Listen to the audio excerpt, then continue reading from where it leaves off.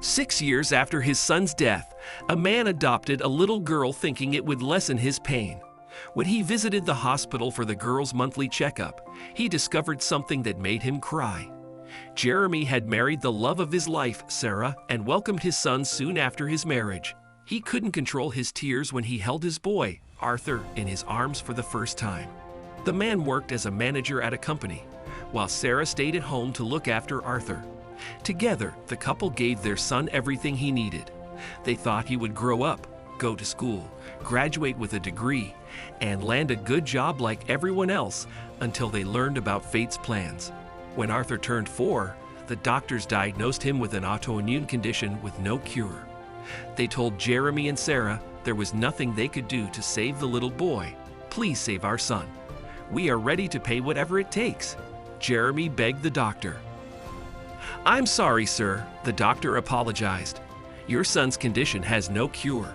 We suggest you take him home so he spends the last few days of his life with you and your wife." Jeremy and Sarah visited multiple hospitals with their son, but all doctors told them the same thing. They tried their best to save their child's life, but nothing worked. "We can save the girl's life at the cost of Arthur's." After taking Arthur home, Jeremy and Sarah decided to donate his organs after his death. "We would see him live in other children. That's the only way we can keep our son alive," Jeremy said. It was not easy for the couple to come to this conclusion, but they thought this was the best way to honor their little one. They wanted to give him a lifetime of happiness, but fate had other plans. Once they informed the hospital about their plan to donate Arthur's organs, the management connected them with the parents of a dying girl who needed a heart transplant. "Do you think we should go ahead with this?" Sarah asked Jeremy. "We can save the girl's life at the cost of Arthur's." Jeremy nodded while tears trickled down his cheeks. Deciding to donate their son's organs wasn't easy, but the thought of saving other children's lives motivated the couple to go ahead. The heart transplant surgery went successful, and the little girl got another chance to live. Her parents thanked Jeremy and Sarah. "We are forever grateful to you," they said. Meanwhile, Jeremy and Sarah grew apart after their son's death. Every corner of the house reminded them of Arthur, and it was getting difficult for them to live in their home. Jeremy would often leave the house in the evening and sit in the nearby park. Over there, he would close his eyes and take deep breaths, hoping it would ease his pain. One day, he returned from the park and saw Sarah standing at the doorsteps with 3 big suitcases. Confused, he asked her where she was going. "I'm leaving, Jeremy," she said while looking at the ground. Before Jeremy could ask anything, a cab arrived, and Sarah loaded her bags in the trunk. "I don't have anything else to say, Jeremy," she said before sitting in the back seat and shutting the door. 6 years later, Jeremy still couldn't get over Arthur's death. He lived in the same house where he had watched his son play with toys and had never seen his wife again after the day she left him.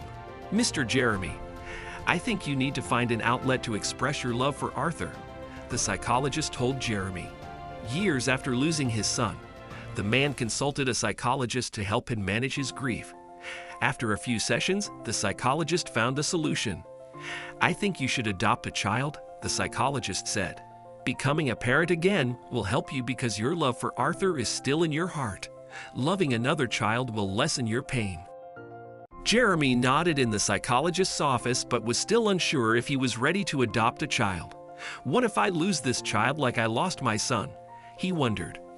After thinking for a few weeks, Jeremy visited a child shelter to see how it felt being around them. When he entered the shelter, he felt happy to see so many children playing with toys. One girl caught his attention among all the children. He knelt beside her and introduced himself. "Hi, I'm Jeremy." "What's your name?" he asked her. The girl raised her head and smiled at him. Then she stood up and ran to play with the other children. "Her eyes are so beautiful," Jeremy thought.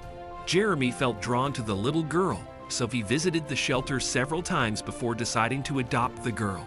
He completed the paperwork and waited for permission to take her home. Once his adoption application was accepted, Child Services called Jeremy for a meeting. They told him that the little girl, Julie, needed regular medical checkups once a month and asked him to sign some papers before allowing him to take her home. The man enjoyed Julie's company and gave her everything she needed. When it was time for her medical checkup, he took her to the hospital, unaware that he would learn a shocking truth over there. "I'm so sorry for leaving you alone, Jeremy," she said. After the doctors learned about Julie's adoption, they thought it was necessary to tell Jeremy about her health history. They told him she had a heart transplant 6 years ago. He froze when he saw the details of the surgery. The date, the place, could this be? Jeremy gasped for breath as he gripped his head. It wasn't easy to know for sure, but luckily, Jeremy's contacts were able to verify the truth in just a couple of hours. Julie, the girl he adopted to give all the love he couldn't give his son, had his son's heart. Tears started to roll down Jeremy's cheeks when he learned Julie was living with his late son's heart. He hugged the little girl tightly and pressed his ear against her chest to hear her heartbeat. "That's my son's heart," he cried. "My little Arthur." A few weeks later, Jeremy thought of sharing the news with Sarah. Although they didn't live together, he felt she deserved to know that her son's heart was beating inside his adopted daughter's chest. Instead of calling her to break the news, Jeremy recorded Julie's heartbeat on a voice recorder and placed it inside a teddy bear. When Sarah received it, she couldn't help but visit Jeremy's house. "I'm so sorry for leaving you alone, Jeremy," she said. "I just couldn't live here anymore because everything reminded me of Arthur." "I can understand, Sarah," Jeremy replied. "But why did you leave me?" "I thought leaving this house was the best way to let time heal things," she said. "I never wanted to hurt you, Jeremy. I still love you a lot." After hearing her explanation, Jeremy understood her feelings and forgave her. However, he still didn't tell her about Arthur's heart. After a few more meetings, Jeremy offered Sarah to move in with him. "There's something I want to tell you, Sarah. You won't believe it," he said. "What is it?" Sarah asked excitedly. "Do you remember the girl who received Arthur's heart?" "Yes, I remember her. She's my adopted daughter, Sarah." Jeremy smiled. "Her parents died in a car crash, and the authorities took her to a shelter." "What?" Sarah burst into tears. "You mean she has my little Arthur's heart?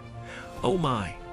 After meeting Julie, Sarah accepted Jeremy's offer and moved in with him. The couple lived together like before and raised Julie like their own child. "I thought leaving this house was the best way to let time heal things," she said. "I never wanted to hurt you, Jeremy. I still love you a lot." After hearing her explanation, Jeremy understood her feelings and forgave her. However, he still didn't tell her about Arthur's heart. After a few more meetings, Jeremy offered Sarah to move in with him. "There's something I want to tell you, Sarah. You won't believe it," he said. "What is it?" Sarah asked excitedly. "Do you remember the girl who received Arthur's heart?" "Yes, I remember her. She's my adopted daughter, Sarah." Jeremy smiled. "Her parents died in a car crash, and the authorities took her to a shelter." "What?" Sarah burst into tears. "You mean she has my little Arthur's heart? Oh my." After meeting Julie, Sarah accepted Jeremy's offer and moved in with him. The couple lived together like before and raised Julie like their own child.